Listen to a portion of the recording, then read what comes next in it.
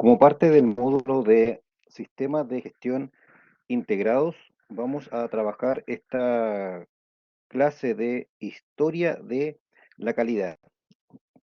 La idea de que, de que esta clase sirva un poco de introducción a lo que se va a ver durante el desarrollo de las clases de ISO 9000, de la serie de normas de ISO 9000, de tal forma de que podamos entender cómo se va desarrollando la calidad, por qué es importante la calidad, qué es la calidad y cómo se ha ido vivenciando a través del tiempo, cómo van cambiando este concepto. Entonces, la idea es que vamos trabajando algunos conceptos de historia de la calidad. Bueno, lo primero, en cuanto a la historia de la calidad, que em, a, a ver, parte aproximadamente en 1776 antes de Cristo, ¿ya? Y se refiere al código del rey Hammurabi. La consecuencia de un trabajo mal elaborado dice que si un albañil ha construido una casa y no siendo suficientemente sólida, se hunde y mata a sus ocupantes, el albañil debe ser ejecutado. O sea, aquí nosotros podemos ver el primer concepto, podríamos decir, de lo que es de calidad, ¿ya? Cuando un trabajo queda mal ejecutado, en el fondo, el que tiene la culpa es el albañil. ¿Y qué es lo que pasaba en ese tiempo entonces? Si esta casa no cumplía con los estándares, simplemente se ejecutaba el albañil, ¿ya? Las civilizaciones mayas también emplearon de esta forma un castigo, ¿ya? Ellos le daban importancia a la igualdad en los negocios, siendo un aspecto importante las quejas de los clientes y la manera de resolverlo. Ahora, estos conflictos se resumían en condenar a muerte, aplicar tortura o también inclusive aplicar la mutilación.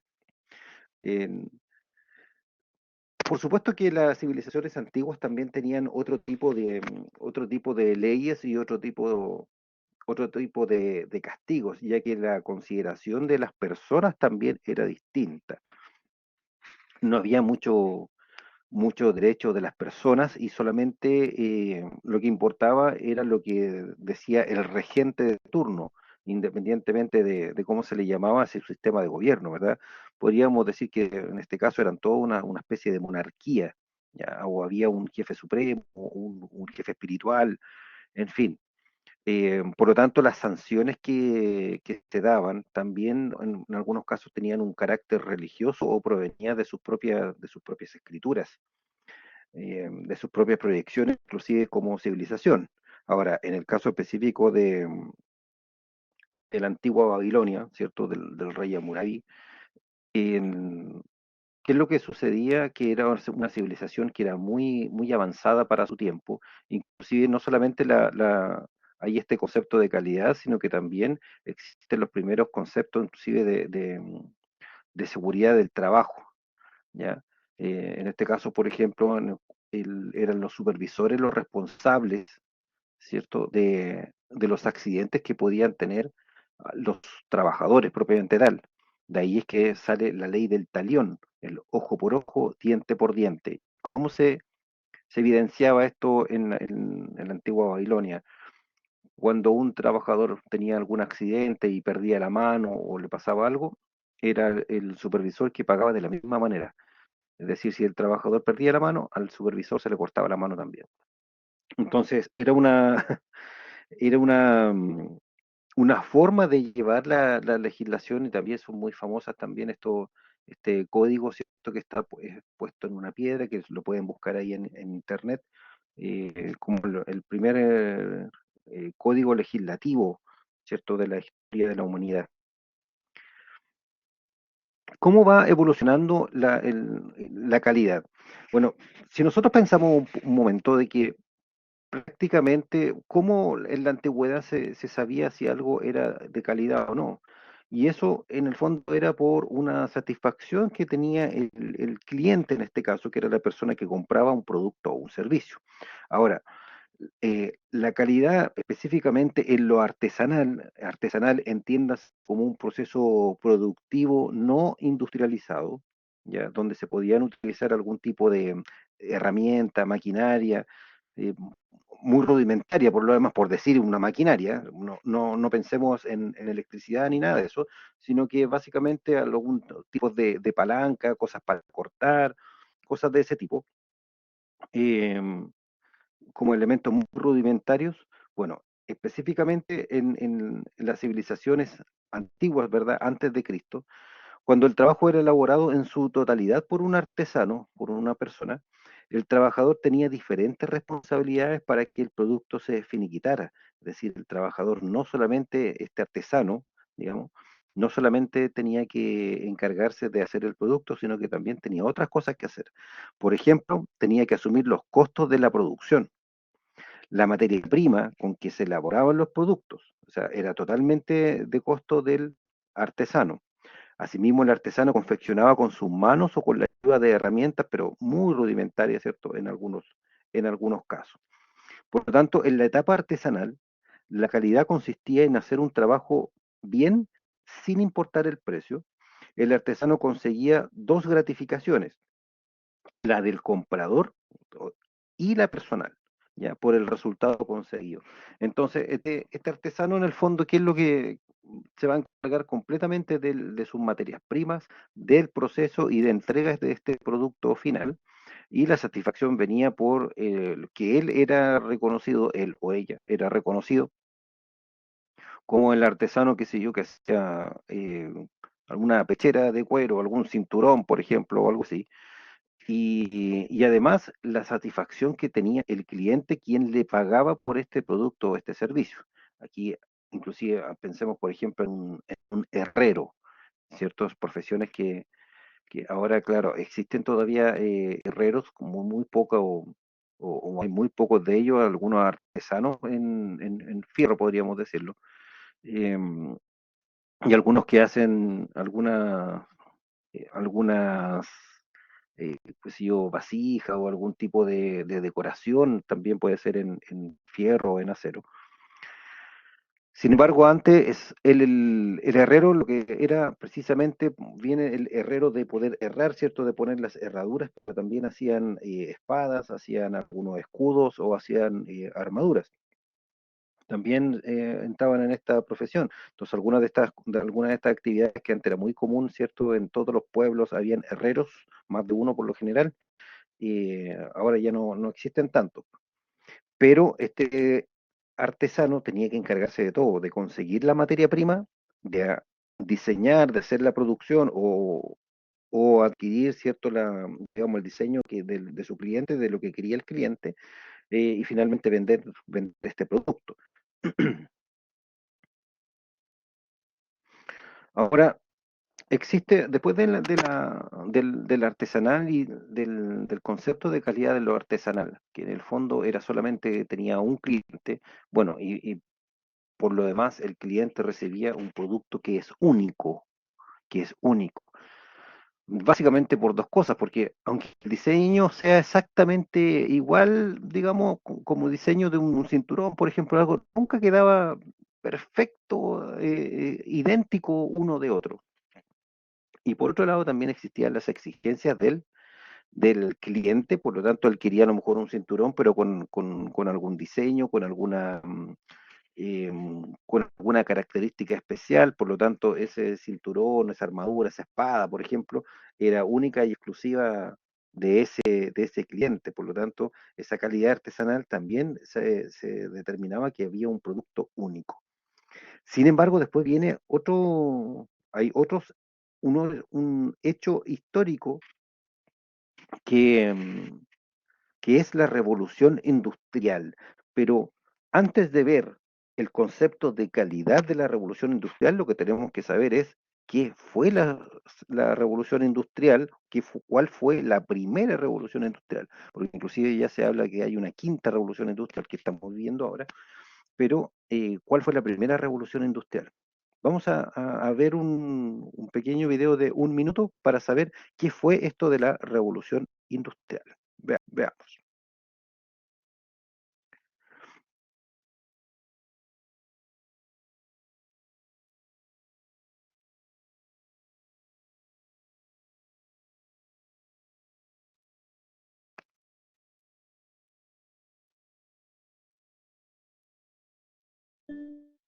Hacia mediados del siglo XVIII se produjo en Inglaterra una revolución industrial. Hasta ese momento los países basaban su riqueza en la producción agraria. La revolución generó que la producción de manufacturas fuera la principal actividad económica. Este proceso se basó en una serie de cambios tecnológicos, económicos y sociales que resultaron en un crecimiento económico nunca antes visto en la historia de la humanidad. El aumento de la producción y del consumo conllevó a un aumento de la productividad, que estuvo sostenido en tres factores principales. 1. Mejores técnicas e invento de nuevas máquinas. 2. Nuevas formas de energía como el vapor. 3. Nuevas formas de organización del trabajo. La fábrica. Esta revolución se inició en Gran Bretaña alrededor de 1760 y finalizó en 1840, dando inicio a la Segunda Revolución Industrial, extendiéndose a algunos países de Europa continental, Estados Unidos y Japón.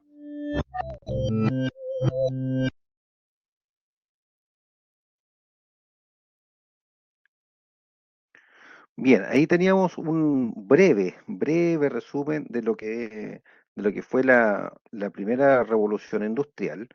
Es interesante qué es lo que sucede aquí, claro, con el invento de algunas máquinas y los cambios de la energía. ¿Qué es lo que sucedió? Que las personas empiezan a abandonar los campos, empiezan a abandonar este trabajo artesanal y se pasa entonces a una producción ya industrial, ya una producción en serie. Entonces, en esta etapa de la industrialización no hubo básicamente un control de calidad. Lo único que se pretendía era producir mucho en poco tiempo y se buscaba satisfacer la demanda. ¿Y por qué se habla de satisfacer la demanda? Porque muchas de las personas que vivían en los campos se fueron, emigraron a las grandes ciudades en busca de oportunidades laborales. O sea, sacrifican este trabajo artesanal, el trabajo agrario, ¿cierto? El trabajo del campo, por ir en busca, ¿cierto?, de nuevas oportunidades laborales para poder generar algunos recursos y poder irse a estas grandes ciudades donde estaban creciendo, donde se estaban fundando estas fábricas. Por lo tanto, estas personas que también se mudaban a las ciudades también tenían algunas necesidades y estas necesidades estaban por la necesidad de vivienda, de alimentación, ¿verdad?, de algunos productos, de algunos insumos, de tener mesas, sillas, ¿cierto?, todo este mobiliario para sus casas, en fin, y cambian estos sistemas de trabajo. Ahora, los sistemas de trabajo en estos tiempos, claro, trabajaban las personas 18 horas diarias, había trabajo infantil, en fin, eran otro tipo de condiciones, no las que tenemos en la actualidad. Bueno, ahora esta revolución, ¿cierto? Que a partir de 1900, con la creación de la máquina a combustión interna y la máquina de vapor, el trabajo manual ya no era una opción. La mecanización se adueñó de la producción para hacerla a gran escala. Claro, porque se empieza, primero fue la máquina a vapor, pero después, con el motor a combustión interna, aumenta y ahí, de hecho ahí se piensa ya, se habla de una segunda revolución industrial con la integración de los combustibles fósiles.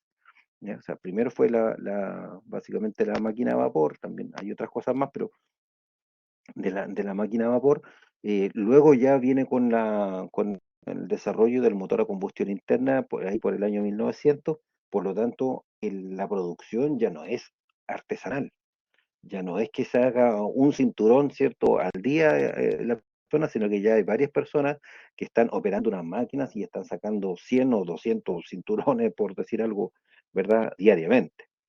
Ahora, luego de la revolución industrial, los productos eran universales, a diferencia de la etapa artesanal donde se producían elementos tan únicos. Ahora no, porque hay una producción, ¿verdad?, que es absolutamente masiva, como lo vemos hasta el día de hoy. Por ejemplo, una persona se compra, ¿verdad?, si yo una camisa o una polera, un pantalón, y ese pantalón lo puede usar cientos de personas en diferentes tallas, por supuesto, pero no hay un modelo único de pantalón, sino que ese pantalón, ¿verdad?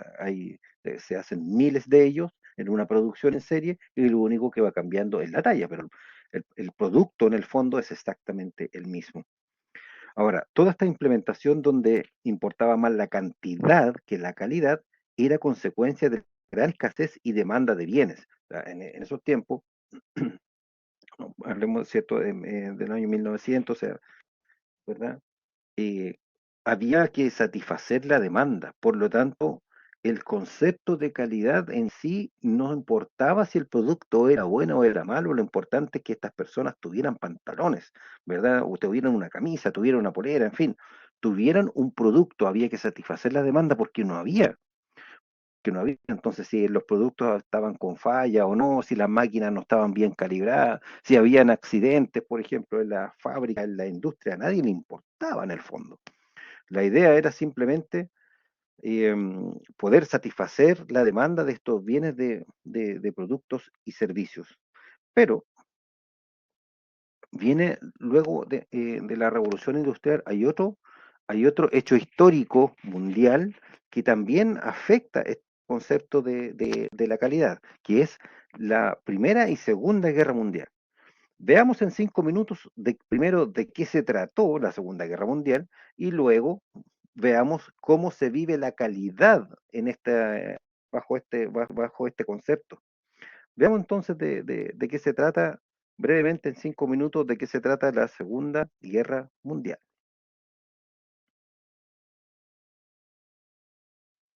Guerra Mundial, hecho que marcó la historia por ser una de las más grandes y sangrientas guerras de la historia, dejando pueblos, ciudades o incluso países destruidos, que tardarían mucho en volver a levantarse. Pero, ¿qué también conocemos la historia?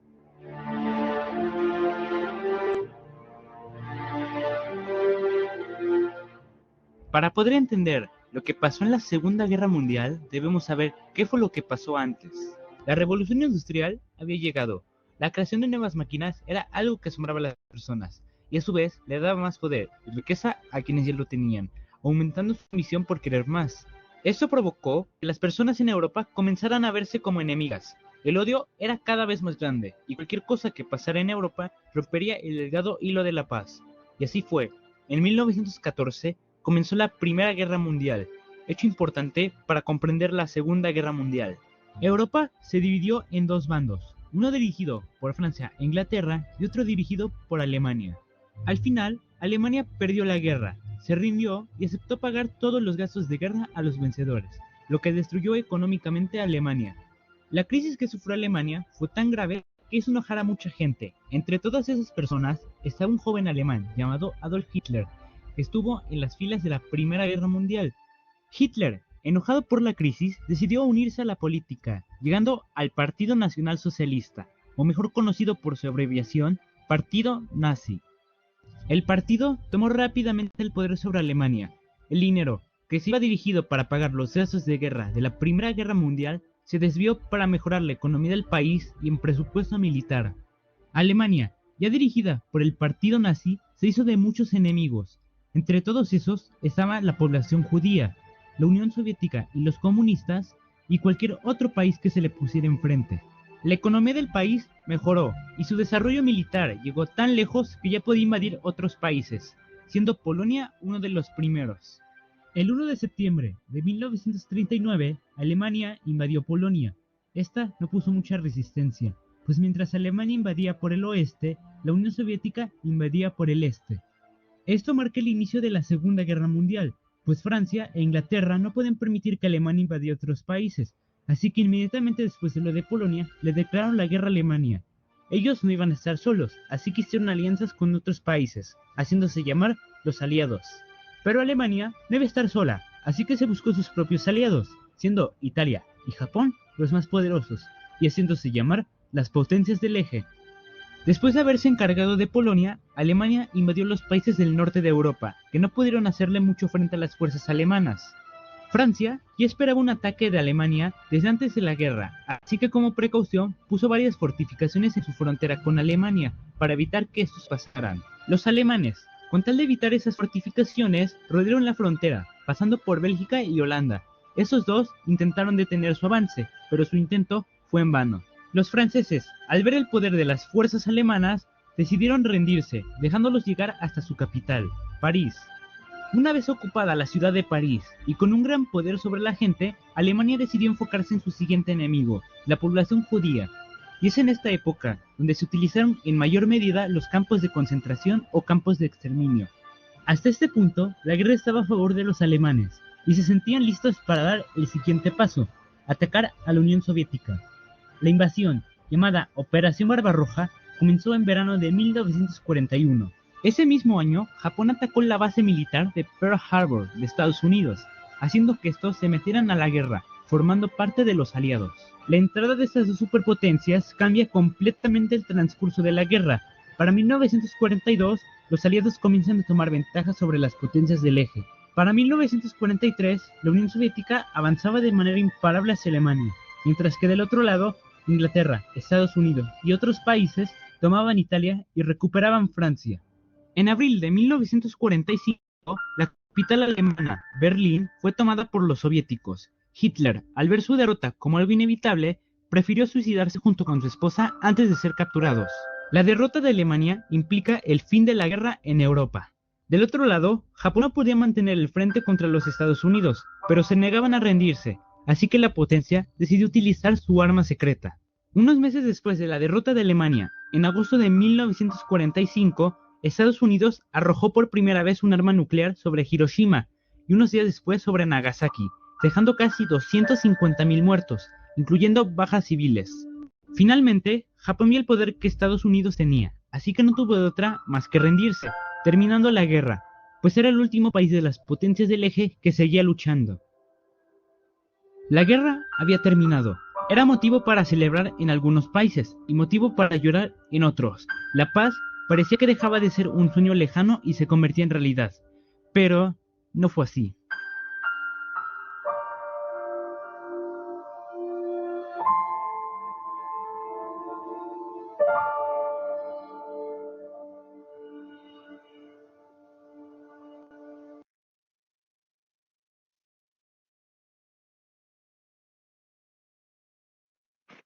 Bien, ahí teníamos entonces un breve resumen de lo que fue la Segunda Guerra Mundial y de por qué en el fondo se genera esta segunda Guerra Mundial.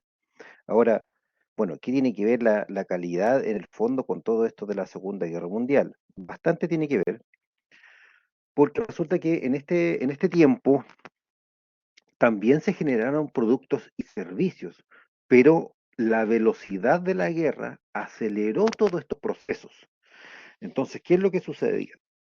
Comienza, ¿cierto?, a finales del siglo XIX. Durante este periodo se exigía una mayor producción, ¿cierto?, obviando la calidad de este y evadiendo el control de las fallas que se presentaran. O sea, no había un control de las fallas.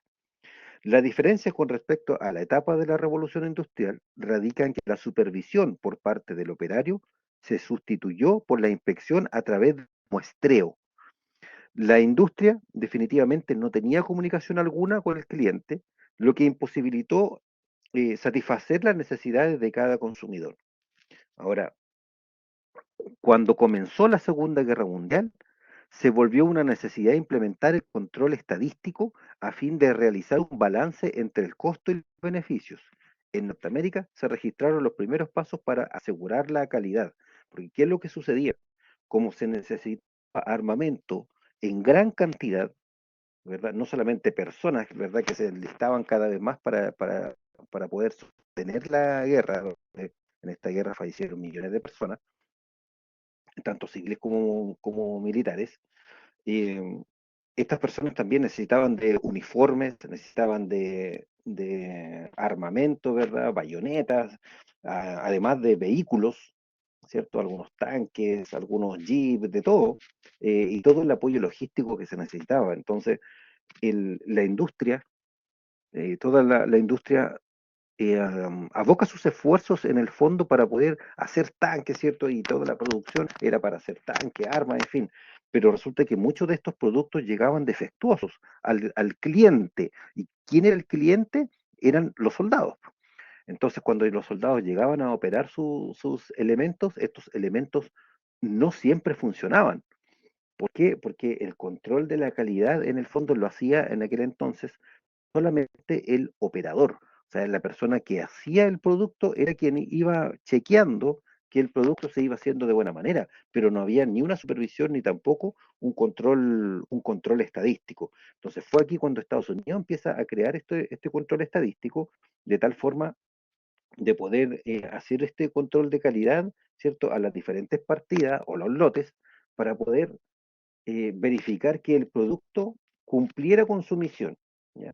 Pero todavía no había una retroalimentación del cliente, no había una retroalimentación de los soldados o de las personas que eran, digamos, los destinatarios finales de estos productos o de estos servicios. O sea, piensen ustedes, por ejemplo, en todo lo que conlleva la alimentación, el agua, la forma de purificar el agua. Acuérdense que aquí parte en la Segunda Guerra Mundial lo el concepto de aerotransportado, o sea, el uso de los paracaídas, ¿ya? Cuando la industria de los aviones, por ejemplo, también en la Primera Guerra Mundial, ¿cierto? Estaban estos cepelines, ¿cierto? Estaban los globos, pero en la Segunda Guerra Mundial ya empiezan a aparecer los aviones y el desarrollo de la aeronáutica de la aviación de combate fue muy fuerte, muy fuerte, ¿ya? Bien, entonces sigamos avanzando. Ya sabemos entonces que durante la Segunda Guerra Mundial no hay un control de calidad, digamos, muy extenso. También se mantiene, yo creo, parte de lo que es satisfacer, digamos, la demanda, porque se necesitaba mucho, o sea, los soldados necesitaban de sus armamentos. Pero lo otro interesante es que aquí ya se empieza a incorporar un control estadístico de la calidad propiamente tal. ¿Ya? ¿Qué es lo que pasa en la posguerra? Una vez que finaliza la Segunda Guerra Mundial, ¿verdad? Cuando ya lanzan la bomba sobre Hiroshima, Nagasaki, ¿cierto? Y se rinden ya finalmente los japoneses. Fíjese lo que pasa precisamente en Japón. Mire, Japón son unas islas, son las islas de Japón, y Japón no tiene prácticamente recursos naturales. O sea, no tiene oro, no tiene diamantes, no son exportadores de fruta, de nada de eso, no tienen nada. Las islas de Japón, sin embargo, tienen un recurso bien interesante, que es su cultura, que son los japoneses. Eso es la riqueza de Japón y cómo la cultura milenaria, ¿cierto? Del, de los samuráis, por ejemplo, eh, afecta el diario vivir hasta el día de hoy y de los japoneses y esta comunión que existe entre lo tradicional y la tecnología. Y fíjese que lo que sucede aquí. A partir del año 1950 comenzó el concepto de aseguramiento de la calidad, que en términos generales significaba hacer las cosas bien a la primera. ¿Ya? Aunque finalizó la guerra, la prioridad era seguir manteniendo los mismos esquemas de excelencia en países cuya destrucción era física y económica, como era el caso de Japón. Y piense que en Europa, por ejemplo, Alemania la bombardearon, pero muchísimo. O sea, no había un ladrillo en pie en Alemania. De forma que el general MacArthur era el comandante supremo de los aliados, ¿cierto?, de Japón en la Segunda Guerra Mundial, tenía en su mano la toma de decisión de seguir con los mismos directivos de las industrias que estuvieron en la guerra o realizar algún cambio. Entonces, ¿qué es lo que pasa? ¿Qué es lo que hace el general MacArthur en Japón? Dice, Japón opta por realizar un cambio basado en tres fundamentos. Primero, la experiencia en los procesos, la capacidad del cambio y por último, el espíritu innovador para poder gestionar el cambio. En pocas palabras, estaba dispuesto a aceptar nuevas estrategias que le permitieran mejorar. Porque Japón en el fondo sabía en aquel entonces, los años 50, todo destruido, ya todavía con las secuelas de las bombas nucleares, que tenían que levantarse, que tenían que volver, que tenían que empezar a producir. ¿Ya? Japón ya había vivido hace unos años atrás el proceso, digamos, de occidentalización. ¿Ya? O sea, el emperador en aquel entonces le gustaba, le fascinaba lo occidental, pero por otro lado estaban los conservadores que querían mantener lo tradicional. Y hubo una guerra interna, digamos, entre las convicciones tradicionales y aquello que Japón quería estar dentro de los países de primer mundo. Entonces, Los japoneses, claro, empezaron a recibir algunos productos, empezaron a recibir de todo, pero resulta que ellos no crearon nada. Por ejemplo, los japoneses no crearon el automóvil, no crearon eh, el- los aviones, por ejemplo, pero ¿qué es lo que hicieron? Eh, Tomaron estos productos y en base a su propia cultura, a su disciplina, a su trabajo, los mejoraron. Y resulta que hoy por hoy eh, los japoneses después de haber estado devastados en la Segunda Guerra Mundial, llegaron a ser la segunda o tercera economía del mundo y resulta que hoy por hoy, inclusive, hablar de un producto japonés es hablar de un producto de calidad, hablar de un producto bueno, ¿verdad? El, en Japón tienen, actualmente son, qué sé yo, los dueños de Sony, Toshiba, eh, Mazda, Suzuki, Nissan, en fin, montones de productos que hoy por hoy son considerados productos de calidad. Toyota, por ejemplo. Toyota fue otro de las industrias que aportó mucho al concepto de calidad, ya vamos a ver por qué. Entonces, aquí en esta etapa, luego de la posguerra, fue en Japón donde se desarrollan, básicamente con esta mezcla cultural que tienen, eh, de, de cómo se debe producir para asegurar que estos productos en el fondo sean productos de calidad, que sean buenos, que puedan satisfacer la necesidad de un cliente, pero además de eso, que sean susceptibles de ser mejorados. ¿Ya? Ahora, ¿qué sucede en la posguerra en el resto del mundo? Porque eso fue lo que pasó en Japón, pero ¿qué pasó en el resto del mundo? Los países necesitaban tener la producción en marcha. Mantienen más mientras más producían, más se recuperaba la economía.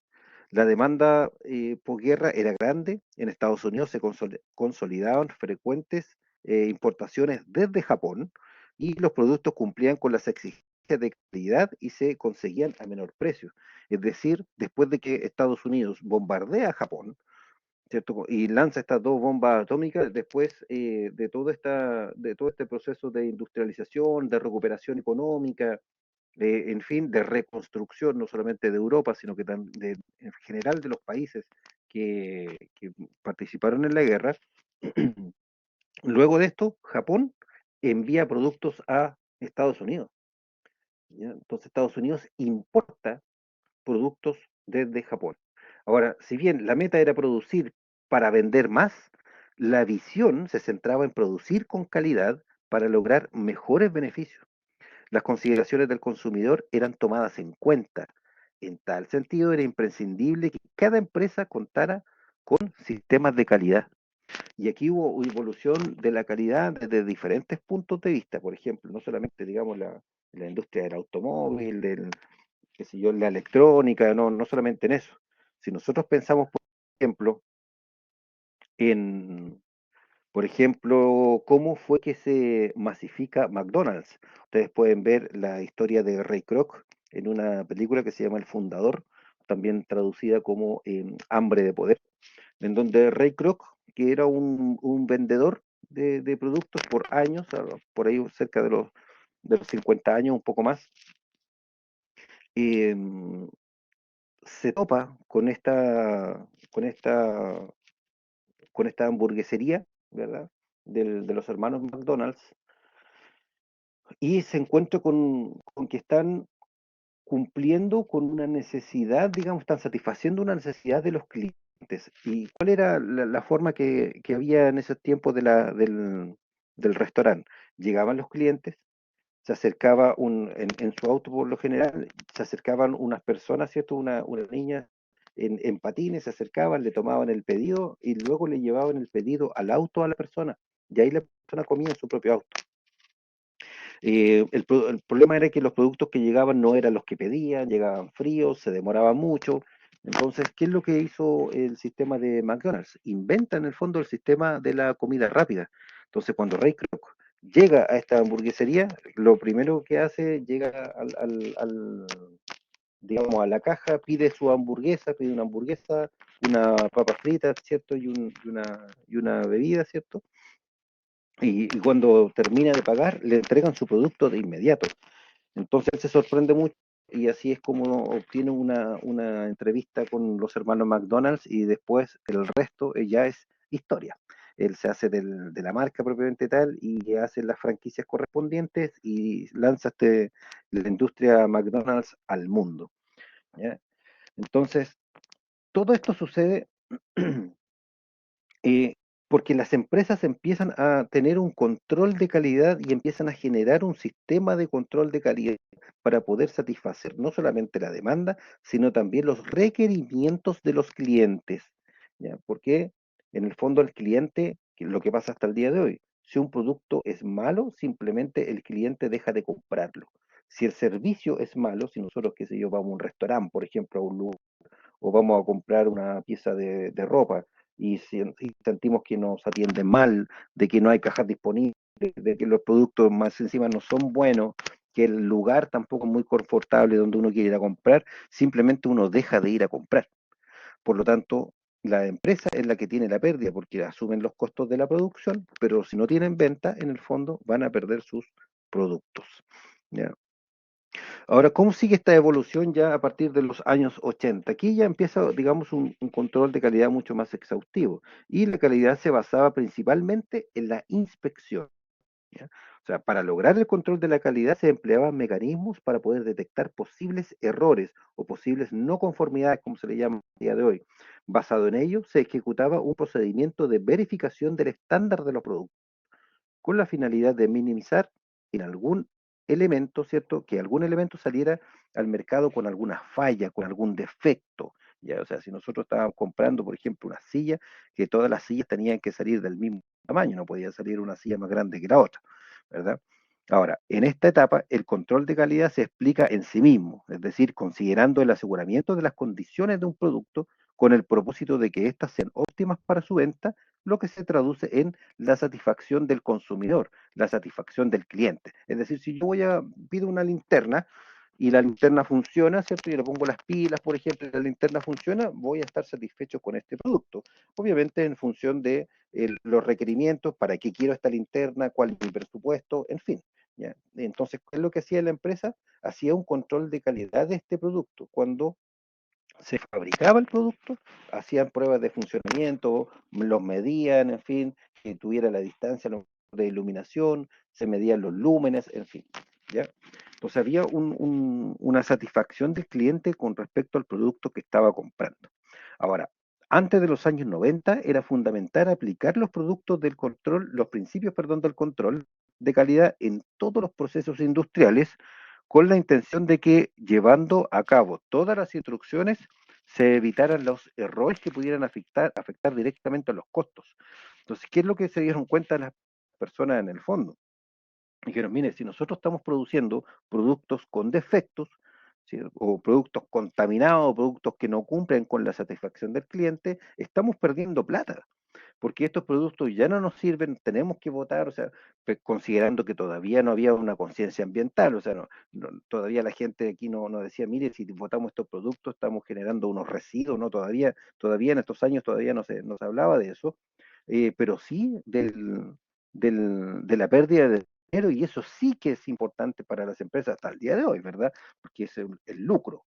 Toda empresa se crea en el fondo con fines de lucro, es decir, para poder generar dinero.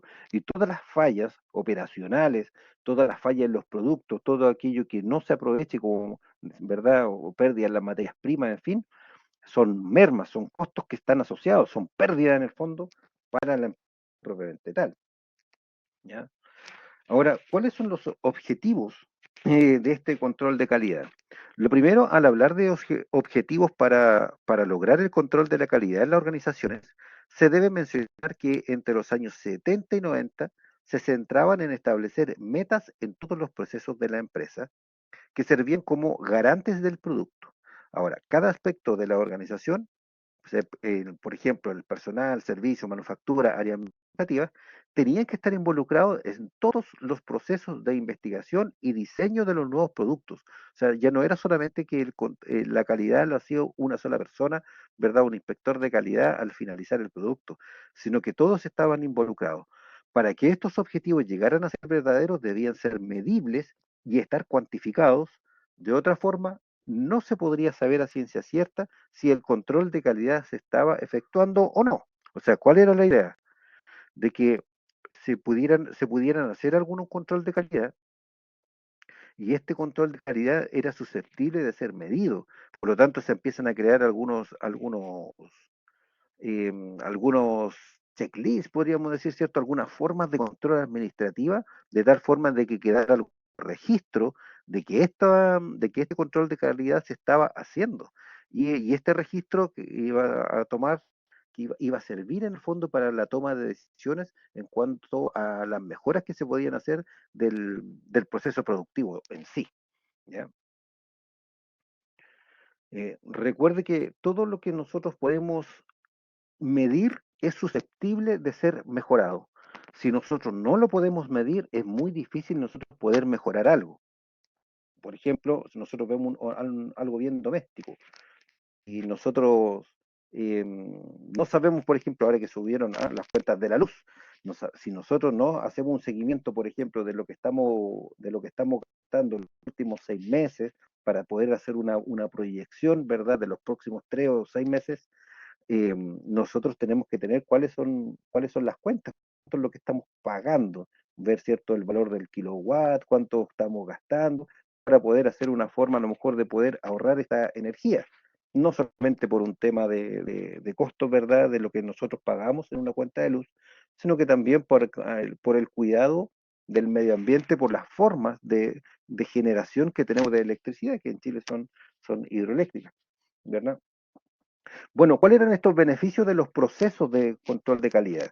El primer beneficio que se genera una visión de los procesos, cómo se ejecutan y cómo todos se acoplan, ¿ya? O sea, si existe una conexión entre un proceso y otro, ¿ya? Y cómo va pasando en el fondo este producto de un proceso a otro.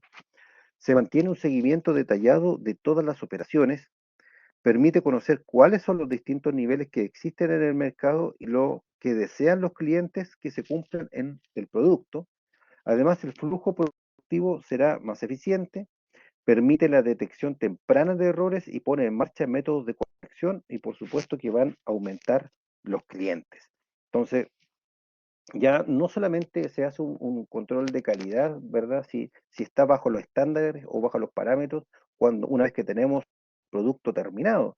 Y además, a través, podríamos decir, de alguna medición de los clientes si les pareció bien el producto o no, sino que además de eso, como toda la organización está comprometida, se hace un control de calidad en todo el proceso en su conjunto, es decir, en los elementos de entrada, en el proceso propiamente tal de transformación de esta materia prima en un producto o en un servicio, y además en los elementos de salida.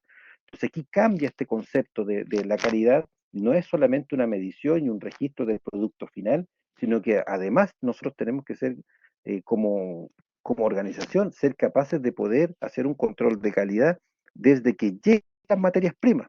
Difícilmente nosotros vamos a tener un producto final bueno, bajo los estándares, si la materia prima no es buena, no llega con los estándares que nosotros pedimos. O sea, si vamos a hacer, por ejemplo, yo trabajé en una metal mecánica, que era una fábrica de tolvas de minería, de camiones mineros. O sea, si las planchas de acero que llegaban no son de la medida, ¿cierto? No son del espesor que corresponden, o no tienen el largo y ancho que corresponde, difícilmente estas planchas se van a transformar, ¿cierto?, en una tolva de un camión minero. Entonces, se hace un control de la calidad y un control del proceso antes, durante y al finalizar el proceso. Entonces, ¿cómo se hace un control de calidad durante este proceso? En este mismo ejemplo de los camiones mineros, de las tolvas para camiones mineros, en el proceso de soldadura, en el proceso de corte y en el proceso de soldadura. Por lo tanto, ¿cómo saber si la soldadura está quedando bien? Bueno, se hace el tratamiento, ¿cierto?, esto de tintas penetrantes u otra técnica para poder medir si la soldadura está quedando como tiene que quedar bajo los estándares de calidad, ¿ya? Luego ya pasamos al concepto de calidad total, y este es el concepto que en el fondo está en la mayoría de las empresas. Todavía hay empresas que tienen el concepto de satisfacer la necesidad, Es decir, la gente necesita fósforo y hacemos fósforo, eh, a- a- por decir algo, a diestra y siniestra, y hacemos fósforo sin importar si el fósforo siquiera se rompe, apenas lo toman. Estoy poniendo un ejemplo, no estoy haciendo una crítica a la empresa de fósforo. Pero ¿cómo va entonces este concepto de calidad total? Bueno, este término lo escribió por primera vez, ¿cierto? Feigenbaum en 1969.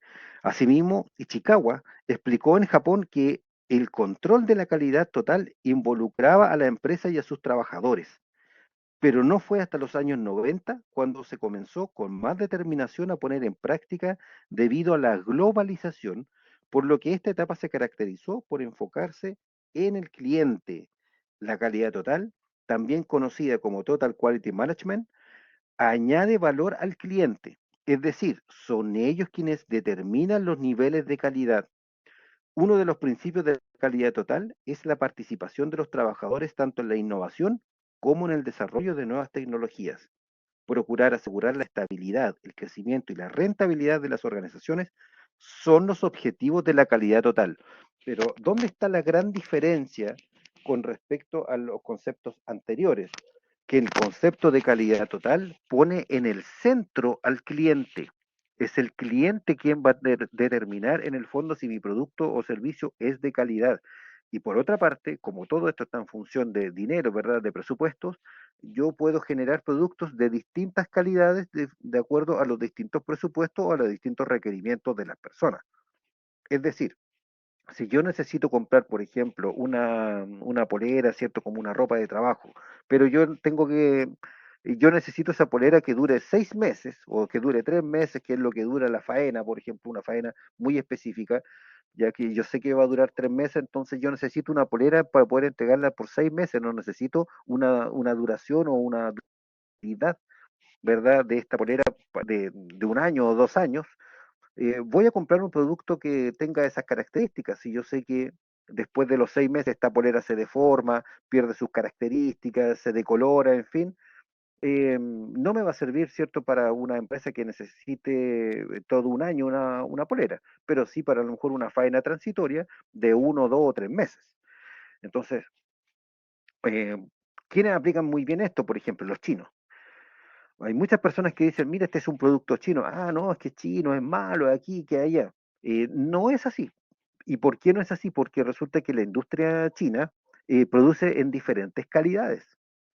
Y eso es interesante, es que los importadores hacen de estos productos, porque también los importadores traen productos de diferentes calidades. ¿Ya? Y hay productos que efectivamente que son muy desechables, pero hay otros que son de máxima duración dentro de la industria china. ¿Ya? Sin embargo, cuando nosotros hablamos, como le decía anteriormente, de un producto japonés, tiene una calidad en sí, ¿verdad? Nadie dice, mire, este es un auto japonés, por ejemplo. Ah, no, este auto a lo mejor va a salir mal, o a lo mejor no me va a servir, el motor a lo mejor no tiene buen rendimiento, no sé, en fin, las prestaciones del vehículo no son muy buenas.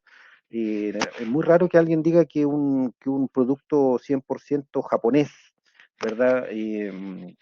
Tenga esa característica, no así de otros países, por ejemplo, que sé yo, de la India, de China. Pueden existir algunos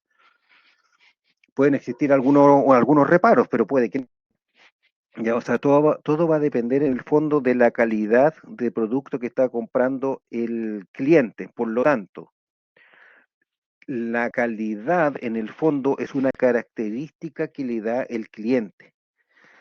¿Ya? Si el cliente quiere comprar una chaqueta, por ejemplo, para poder irse a la nieve, pero va a estar en la nieve una hora y en una época en donde no hace mucho frío tampoco, a lo mejor no se va a comprar una chaqueta, ¿cierto?, de 150.000 pesos, no sé, una North Face, por ejemplo, algo por el estilo, sino que va a comprar una chaqueta eh, más económica o con menos prestación, a lo mejor ni siquiera va a ir con primera capa, ¿verdad? Todo va a depender en el fondo de qué es lo que quiere el cliente, para qué lo busca, cuál es la utilidad y cuál es su presupuesto. ¿Ya? De ahí en el fondo está la satisfacción de este cliente. Entonces, cuando el concepto de calidad total está en el centro de este cliente y por otra parte, la innovación también es un concepto muy importante en cuanto a la calidad para poder mejorar los procesos. Y de hecho, dentro de la norma ISO, una de las primeras cosas que aparecen dentro de los conceptos del vocabulario es la mejora continua. Pero para poder hacer mejora continua, tenemos que medir el proceso. Si no hay medición del proceso, no se puede hacer mejora. Lo que no se mide, no se mejora. ¿Ya? Ahí es donde está, sobre todo, y aquí en nuestra área de prevención de riesgos, los indicadores de gestión. Los indicadores de gestión, en el fondo, ¿qué es lo que me están diciendo? ¿Verdad? Si estoy cumpliendo o no con los objetivos. También están, por ejemplo, los KPI, ¿cierto? Los Key Performance Indicators, que es típico de las empresas que fijan unos KPI, ¿cierto? Indicadores de gestión, en el fondo, para saber si la producción o estos indicadores están al alza, están a la baja, si estoy cumpliendo con las metas o no, y bajo qué parámetros estoy cumpliendo estas metas, ¿ya? Entonces, para nosotros, por ejemplo, como departamento de prevención, tenemos nuestras estadísticas, ¿cierto? Como la tasa de frecuencia, la tasa de gravedad, la tasa de siniestralidad total, ¿cierto? De acuerdo al decreto 67. Entonces, son distintos los indicadores de gestión y que van a estar en función de los accidentes, ¿verdad? De los días perdidos. O sea, si nuestra empresa tiene muchos accidentes y se generan muchos días perdidos, significa que nuestro programa de gestión, ¿verdad? Como departamento de prevención de riesgo no está funcionando.